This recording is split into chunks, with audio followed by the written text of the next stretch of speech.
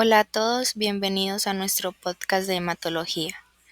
Hoy vamos a analizar el caso clínico 4, un paciente que nos enseña muchísimo sobre cómo se integra la clínica, el laboratorio, la inmunología, la citogenética y el tratamiento. Así que empecemos. Tenemos un paciente de 27 años masculino que durante 2 años ha perdido 20 kilos, llega con un dolor abdominal, náuseas y vómito.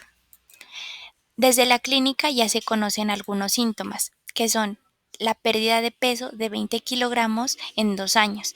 Esta pérdida significativa puede ser una señal temprana de leucemias o linfomas. ¿Por qué? Porque el cuerpo está gastando mucha energía manteniendo una médula ósea enferma.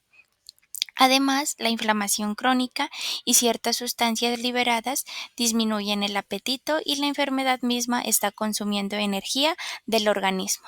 El dolor abdominal. Este dolor a menudo surge debido a que el hígado y el vaso están agrandados. Al crecer estos órganos presionan otras estructuras, irritando cápsulas y generando dolor. En cuanto a náuseas y vómitos, pueden ser el resultado de varios factores. Primero, los órganos agrandados pueden comprometer el tracto gastrointestinal. Segundo, el hipermetabolismo y las toxinas producidas por la actividad tumoral pueden causar malestar. Y en general, la enfermedad infiltrativa contribuye a malestar general. En cuanto a los síntomas del examen físico, encontramos la palidez conjuntival, que indica anemia, que ocurre porque la médula ósea está siendo infiltrada por blastos, a menudo hasta un 90%. Según el mielograma, esta infiltración impide la producción normal de glóbulos rojos, lo que significa que los tejidos no reciben suficiente oxígeno. Las adenopatías cervicales, donde están los ganglios aumentados, es que estos ganglios están inflamados y son una señal de que el sistema linfático está respondiendo a un proceso maligno. En este caso, los ganglios se llenan de células tumorales, linfoblastos T inmaduros, lo que provoca su aumento de tamaño. La hepatomegalia y esplenomegalia, el hígado y el vaso se agrandan en un intento de compensar la falla. La médula ósea también pueden infiltrarse por células malignas y actuar como un filtro para el exceso de blastos, lo que causa congestión. En cuanto al hemograma, la disminución de células maduras, neutrófilos, eritrocitos, linfocitos, monocitos, la proliferación masiva de blastos en la médula ósea interfiere la producción normal de estas células sanguíneas, pues lo que resulta en su disminución en el hemograma. Esto se conoce como un desplazamiento medular. El aumento de blastos es la caracterización principal de la leucemia. Los blastos son células inmaduras que se multiplican sin control en la célula ósea. Bueno, ahora vamos a hablar de algo clave en este caso, inmunofenotipo y por qué nos ayuda a clasificar la enfermedad. En la citometría del flujo de este paciente encontramos que el 88% de las células corresponden a blastos linfoides T inmaduros. ¿Cómo lo sabemos? Porque los marcadores que expresan nos muestran exactamente en qué etapa del desarrollo se quedaron las células. Primero, tenemos CD45 débil y CD34 débil, que nos hablan de una célula inmadura, todavía en una etapa primitiva. Luego viene el marcador más importante para decir esto definitivamente es T. El CD3, en citoplasma. Cuando vemos el CCD3 positivo, incluso aunque el CD3 de superficie sea negativo, sabemos que estamos frente a una célula de linaje T, pero es una fase muy temprana. Algo que llama la atención es que estas células no expresan CD4 ni CD8. Esto se conoce como fenotipo doble negativo y es típico de las primeras etapas del desarrollo de los timocitos, lo que corresponde al estadio pro-T, o sea, son células muy inmaduras. Además, todos los marcadores que podrían indicar otros linajes salen negativos. No hay marcadores de linaje B, como CD19 o CD20, ni marcadores mieloides como la MPO.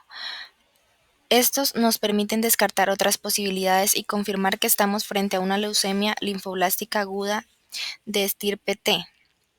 Entonces, CCD3 positivo, linaje T confirmado. CD4 y CD8 es etapa doble negativa muy inmadura. CD34 débil, alta inmadurez del clon. Negatividad para la B y para la mieloide es descartada otros orígenes. Con esto clasificamos la enfermedad como una LLAT muy inmadura, un subtipo que tiene como comportamientos biológicos particulares y que requiere un enfoque terapéutico específico entre los esquemas de LLAT. En otras palabras, el inmunofenotipo no solo nos dice qué tipo de leucemia es, sino también cómo se comporta y qué tratamiento debe recibir. Ahora pasaremos a analizar el cariotipo y los estudios moleculares para demostrar su relevancia en el caso, ya que al analizar estos estudios en el paciente podemos ver una amplia variedad de alteraciones cromosómicas que al desglosarse permiten reconocer un cariotipo altamente complejo. En primer lugar tenemos en el cariotipo 47X, que indica que el paciente presenta 47 cromosomas, es decir, un cromosoma adicional. Posteriormente, la alteración DIC114P36 P11.2 describe un cromosoma dicéntrico formado por la fusión anómala entre regiones de los cromosomas 1 y 14. Los cromosomas dicéntricos son estructuralmente inestables y representan una señal clara de inestabilidad cromosómica severa. La alteración T349K21Q21Q22 corresponde a una translocación triple, donde segmentos de los cromosomas 3, 4 y 9 han intercambiado material genético, reforzando nuevamente el patrón de inestabilidad estructural. Las siguientes alteraciones son menos 6 del 12 PO11.2 más 14 ad 15 P11.2, las cuales representan anomalías tanto numéricas como estructurales. Respectivamente son una monosomía del cromosoma 6, una delección parcial del cromosoma 12, una trisomía del cromosoma 14 y un segmento adicional no caracterizado en el cromosoma 15A. Finalmente, la presentación de MARP indica un cromosoma marcador, es decir, un fragmento cromosómico adicional cuyo origen exacto no se puede determinar con técnicas convencionales, pero suele asociarse a procesos neoplásticos o de peor pronóstico. Al integrar la información citogenética con el estudio molecular, se observan varias alteraciones relevantes. La mutación del Notch, frecuente aproximadamente en 60% de los casos de LLA-T, actúa como driver molecular, favoreciendo la proliferación de los precursores T. Asimismo, las delecciones en CDKN2A y CDKN2B, genes claves para la regulación del ciclo celular, comprometen la capacidad de detener la proliferación en condiciones desfavorables. Estas detecciones son particularmente comunes en fenotipos muy inmaduros de LLAT. Por último, la delección INQ4A ARF afecta directamente la vía P53, una vía esencial para la detección del ciclo celular, reparación del ADN o inducción de la apoptosis, énfasis en esta última parte, ya que su pérdida sugiere un claro mecanismo de escape apoptótico, lo que contribuye a la agresividad del cuadro. En conjunto, las alteraciones moleculares se alinean con una biología típica de la LAT de fenotipo muy inmaduro, sumados al cariotipo altamente complejo con múltiples alteraciones estructurales y numéricas, permite orientar con gran precisión hacia el diagnóstico final. Con base a los hallazgos clínicos, morfológicos, inmunofenotípicos, citogenéticos y moleculares, el caso 4 corresponde a una leucemia linfoblástica aguda de linaje T. Clínicamente, el paciente presenta síntomas constitucionales, pérdida significativa de peso, hematomegalia, esplenomegalia y adenopatías. Hallazgos que suelen acompañar a las LLAT. En el mielograma se evidencia una infiltración del 90% por blastos, cumpliendo el criterio diagnóstico de leucemia aguda según las guías internacionales. El inmunofenotipo confirma de manera contundente el origen T, descartándose la expresión de CD3, CD7, CD5, junto con CD34 débil y ausencia de marcadores maduros del linaje T, CD4 y CD8. Hallazgos propios de una leucemia T y de fenotipo muy inmaduro. La negatividad para marcadores B y mieloides excluye otros diagnósticos diferenciales. Los estudios citogenéticos muestran un cariotipo complejo, con DIC 114, trisomías, delecciones y múltiples redondeamientos cromosómicos, lo que indica inestabilidad genómica severa y sitúa al paciente dentro de un grupo de alto riesgo citogenético.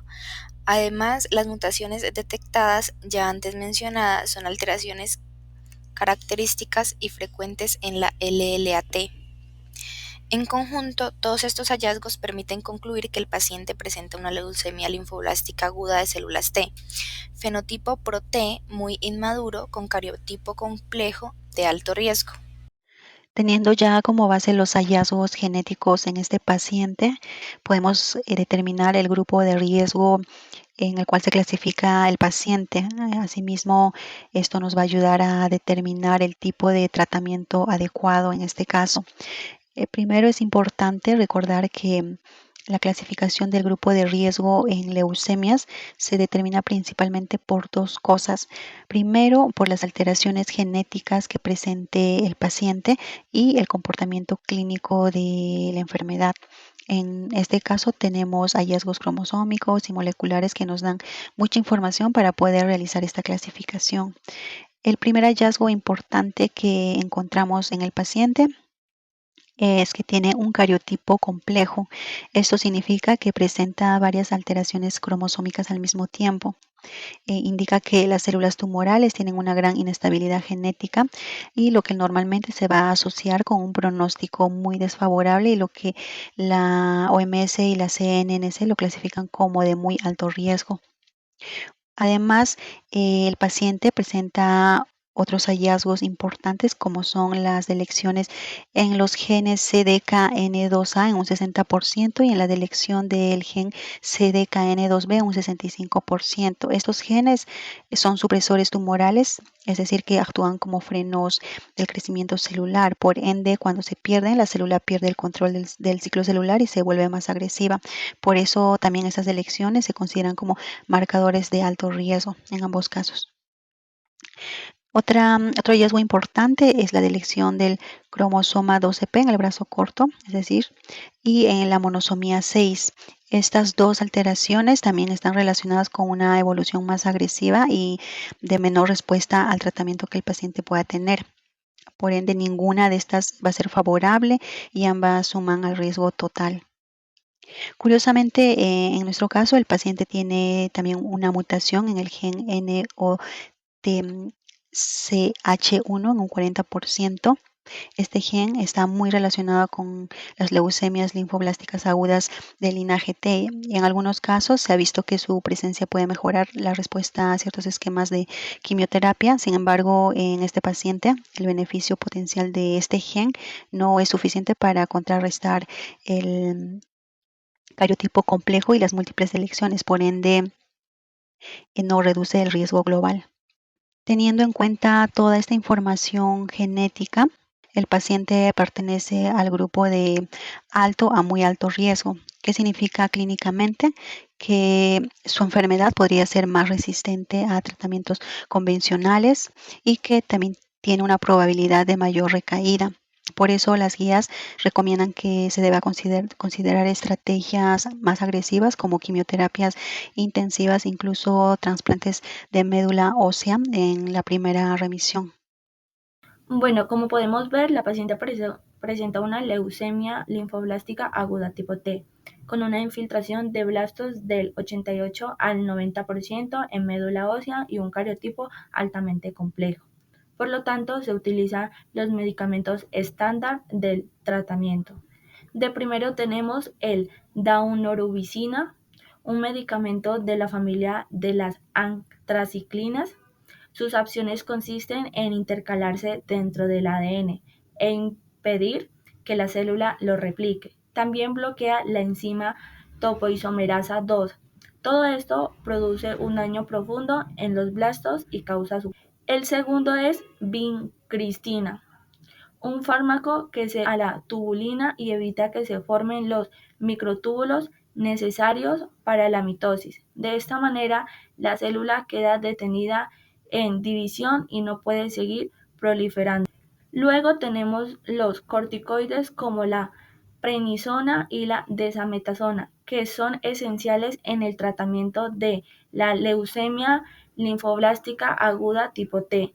Estos medicamentos inducen apoptosis directamente en los linfoblastos T, reduciendo la masa tumoral rápidamente. La desametasona incluso penetra mejor en el sistema nervioso central y ayuda a prevenir infiltración meningea.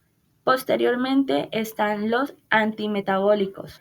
La citarabina es un análogo de citidina que se incorpora en el ADN y produce cadenas defectuosas, lo que bloquea la replicación.